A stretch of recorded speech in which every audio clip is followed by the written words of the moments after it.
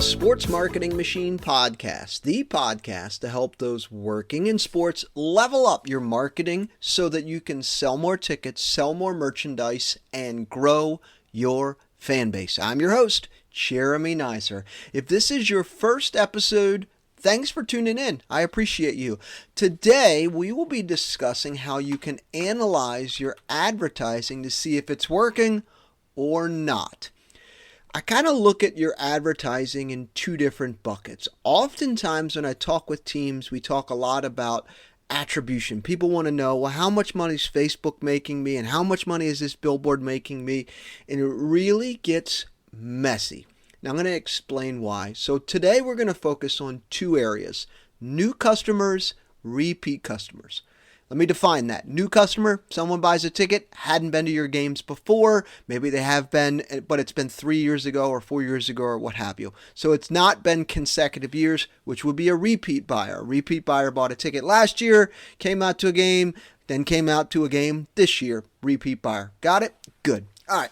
So why are we looking at it this way rather than by source? So remember, we're looking at new customers versus repeat customers. And I'm going to explain this as simple as I can. We as consumers, we never buy the first time we see an ad. Think about how many ads you slide past on social media, or how many emails Amazon sends you about items you've checked out but you put in your cart but never purchased. In the rarest circumstances, you're going to see in an ad, you're going to see something, you're like, gosh, I need that, click buy. That happens very rarely for you as well as everyone else in the world, in America, in your city. So we need to be reminded over and over again that the product even exists and how it helps you. So let me give you an example. Let's say there's a fan in your town. That fan's at lunch one day and they're scrolling on social media and they see that you've got a game coming up this Saturday. Could be a great giveaway, could be a bluey night, could be whatever it is, right? So they see on social media, they say, okay, that's great. They scroll past, that's it. So they didn't click. Then as they're driving home that night from work, they hear an ad on the radio. Hey, caller number 5 wins 4 tickets to this upcoming game this Saturday. So now they've heard it and saw it on their phone and on the radio, but they don't click the buy. As they're driving home, they see the billboard for the team promoting games. They don't click and buy. And then finally that night, they talk to their family members and they buy a ticket to that weekend's game. So who gets credit for the sale? Social media? Billboards? Radio? Is it the last click or the first impression? Who gets credit for it? That's the problem. Oftentimes, you cannot attribute who gets credit for the sale because it's messy. Everyone gets credit for it, the billboard, the radio, the social media, because they all influence the decision, which is my point here. Trying to define which one's working better than the other ones is sometimes the billboard's helping the radio ad, and the radio ad is actually helping the social media. So everything works in conjunction together to see what actually works. So you as the marketing director or in the ticket sales side, you're spending marketing dollars in various different places: social media, TV, radio, print, display ads, billboards, right? But oftentimes we try to figure out who gets credit for the sale and we can't. There's not really a way to see clean attribution. I mean, you can for your email marketing and your texting, and I'll get for that in a minute, but for the most part, you're never going to know it. So this is why you look at your new customers and your repeat customers to understand how your marketing is really doing. So let me break this down. So new customer acquisition. The channels that are typically used to go out and acquire new customers. So we're running ads on Facebook and Instagram or potentially Google ads. We're running billboards and radio and TV, or even doing some influencer partnerships or working with local groups. Maybe you've got that bluey night that I mentioned earlier. You're working out with some moms groups to be able to buy some tickets, right? All of that is new customer acquisition. Because the majority of the folks that are buying tickets from all of those paid mediums or those things that you're doing, all of those activities are going to be new customers. So influencer partnerships, trade deals, traditional media, billboards, radio, TV, your Meta ads, Google ads, all of those things are designed to go out and find new customers for your team. Key metrics to track when it comes to new customer acquisition. The first one that I like to take a look at. So we're going to download the data coming out of your ticketing software last 2 years, and then whatever that segment is, you want to look at a specific game, a specific series, a specific month. So we want to make sure we have that when we do the calendar and export the list from your ticketing software. So if you're using Paciolan or Tickets.com or Venue or whatever it may be, you want to be able to export last few years and then export whatever that time frame you want to compare to is. We're going to take a look and see how many new customers that we have. So we would compare the two. And then once you figure that out, we're going to see how much revenue that we made from those new customers. So if you spent $10,000 and you got back $40,000, you've got a spreadsheet, you're looking at it, you know exactly how much money you made. You can take a look at it and say, hey, I made $30,000 on my $10,000 investment. That's great. 3-to-1 ROI. You're winning at that point. You're done pretty well. If you get above 3-to-1, that's even better. High five to everyone in the room. But that's a simple way to look at it, is to see what my ROI is, my return on ad spend, return on investment, whichever acronym you like.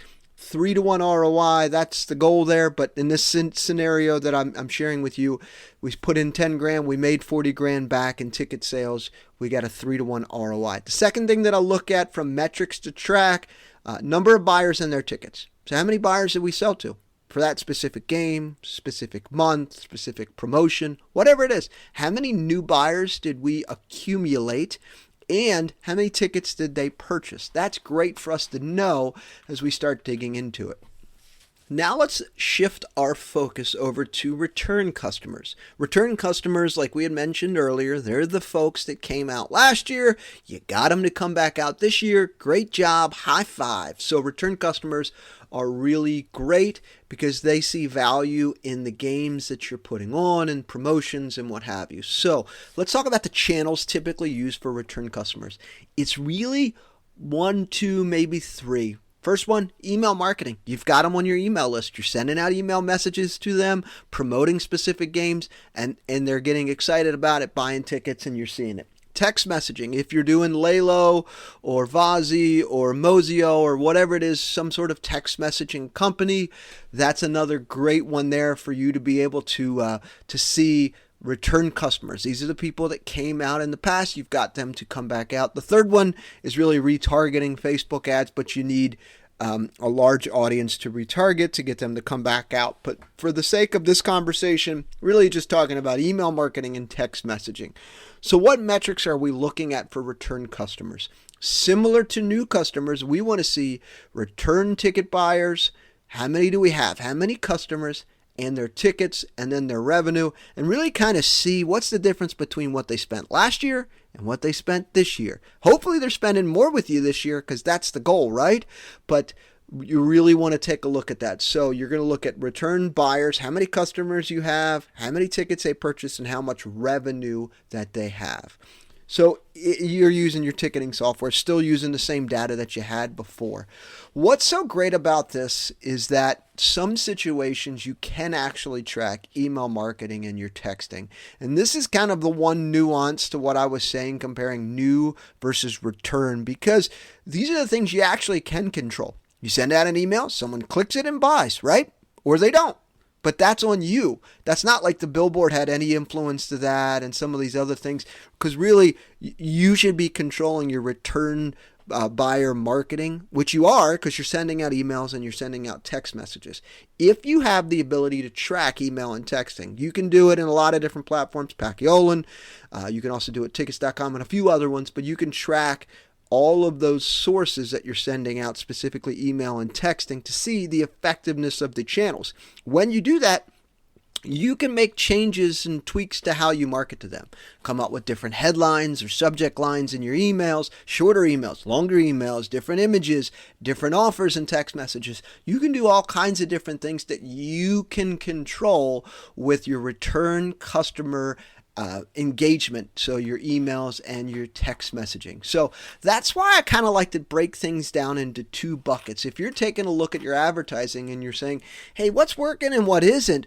Well, it all could be working or none of it could be working, truth be told, because we want to get away from the idea of simply looking at billboards and saying, well, did that billboard make me any money? Yes, no. Well, you can't really tell because people don't just stare at something, click buy, and that's it. People don't do it like they used to many, many years ago because their attention is literally everywhere, just like yours and mine. All right, before we get to today's takeaways, if you find this episode helpful, please take a moment, share a positive rating or review on your favorite listening platform like Apple or Spotify. Every episode, we try to give you main takeaways from the episode so you have some things to think about and work on. Number one, focused on new versus returning customers. Rather than trying to analyze by source and categorize your marketing efforts based on whether they did this or saw this, categorize them by new customers, return customers. This approach acknowledges that multi-touch, billboards, radio, all these different things impact fan engagement and fans being able to purchase tickets. So you got to think about all of it is holistic, all of it's together, but being able to analyze, well, how many new customers did I get? How many return customers I can get really gives you an understanding of the impact and the effectiveness of your marketing.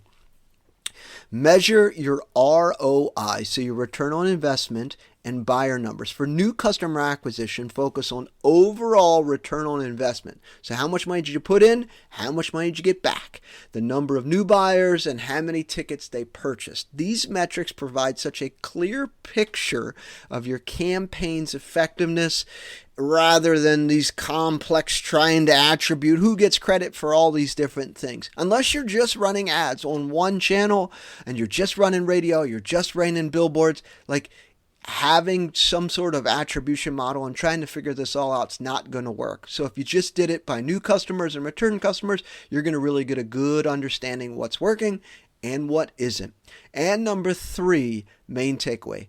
Leverage direct channels for returning customers. This is your email and your text message marketing. You're sending these things to existing fans, and sometimes you really can measure the effectiveness on these channels. And I like to be able to see how much money did this channel make versus this channel, right? So when you track return ticket buyer numbers and their ticket sales from these sources, you can really refine your messaging and your offers for that maximum impact.